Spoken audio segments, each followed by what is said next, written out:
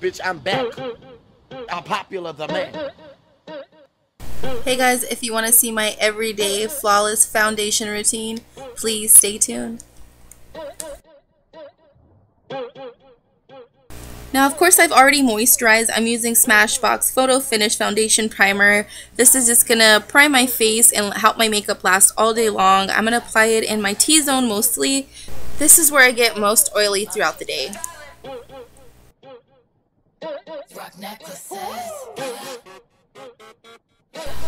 Okay, ladies, now let's put on foundation. I've been loving this new L'Oreal Paris Infallible Pro Matte. I'm in the color Classic Tan, that's 109.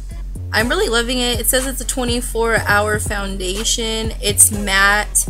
It claims to last again for 24 hours. It's medium to, I say full coverage. I've been using it as a full coverage foundation and it's been working beautifully. I just noticed that I do have to dampen my beauty blender a little bit before I start applying. Otherwise, I look a little dry. But if I use some Fix Plus and a damp beauty blender, it comes out flawless.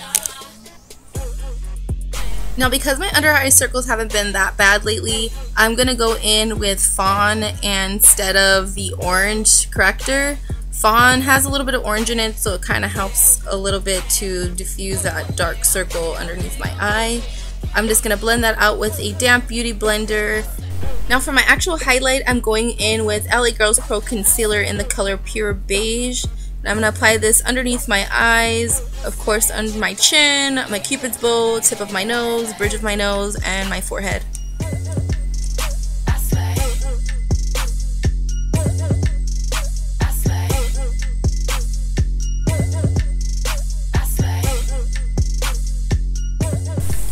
Now with a damp beauty blender and some Fix Plus, I'm going to blend this out until I slay.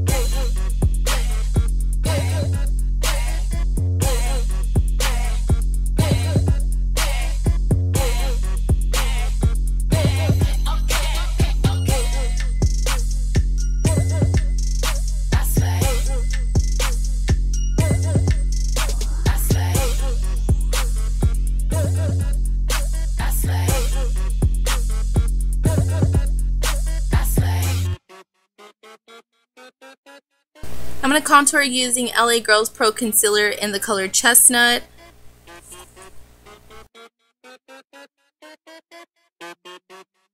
I keep saying I'm going to try a new concealer for you guys, but in all honesty, I love LA Girl Pro Concealers. They're so creamy, so blendable, so affordable, and that tip, it's like, it helps me so much.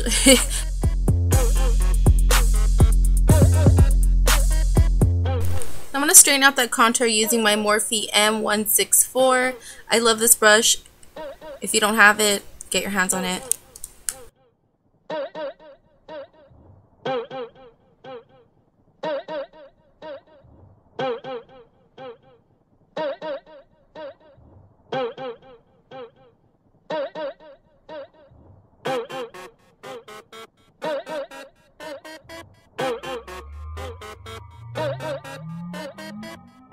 Now going back to my damp beauty blender, I'm going to blend out that contour.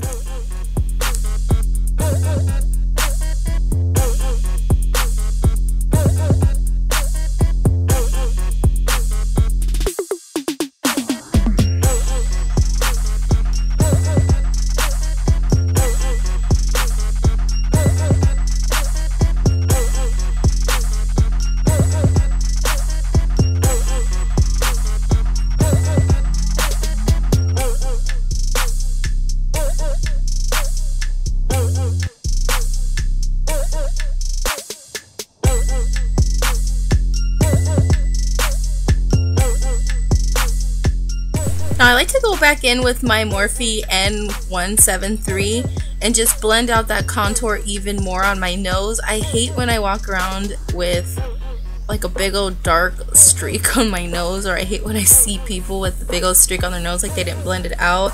Just take the time and blend it out. You don't want to look cray. I'm going to go back in with pure beige on the tip of my nose and the bridge of my nose. This is just going to lighten up the highlight on my nose.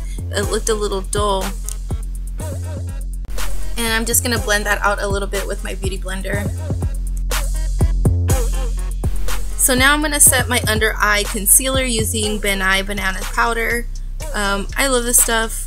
Really haven't gravitated towards anything else other than the Makeup Forever setting powder, but like I said in my last video, I don't like the flashback it gives at night when I do photography at night. So if you're looking to take photos, just stick with the banana powder. I know that Laura Mercier has a really amazing one as well, and it doesn't flashback, but I haven't had the opportunity.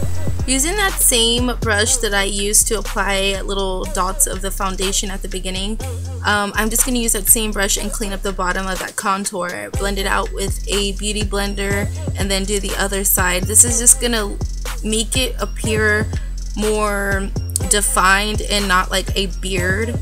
If you go a little too low on the contour, sometimes it makes you look like you have a beard. So I like to clean up the bottom portion of that. Now I'm going to set my foundation using L'Oreal Infallible Pro Matte Powder. I'm in the color Classic Tan. This does match the L'Oreal Infallible Matte Pro foundation that I did apply. I love this stuff. It's super pigmented, super matte, does not go on looking gray or anything like that. I really love it. It has a little bit of a yellow in it, which I definitely need in my powder. So I'm going to apply this all over. I do usually go over my highlight just because sometimes my highlight can tend to look a little bit too bright or a little bit gray, so I like to apply my powder over it. Next, I'm going in with MAC's Blunt for my contour. Now, I know some people do this before they apply their powder, but I like to do it afterwards because I feel like the contour kind of gets lost in translation when I apply my powder to set my foundation. I feel like it fades too much, and I personally just like to do it afterwards. To each his own. Go ahead and do yours before if you'd like. I'm gonna use a blush by E.L.F. This is in their E.L.F. palette. I think it's their darker one. I'm gonna use that pretty glittery mauve-y, pinky, peachy, raspberry color, and that lighter pink color. And I'm going to apply this using my Morphe. I believe this is an M405 brush. This is probably my favorite blush brush. And this is the final look before I put a highlight. I'm going to use the Glow Kit in That Glow from Anastasia Beverly Hills. And I believe I'm using Bubbly, and I'll have the other color listed below in the description bar. But I love this highlight. I'm not like one on like strobing or anything like that, but this is just gorgeous, and the price was phenomenal. Like compared to the Anastasia highlights, the individual ones, this was like a steal. So if you haven't got a chance to get your hands on this, definitely do so. You will be super happy with your purchase. Of course, I'm gonna have to set my face, so I'm using MAC's Setting Spray Fix Plus. I usually use this. I just purchased the Infallible one, so I'm pretty excited to try that one out next. But that's it, guys. That's the final look for my everyday foundation.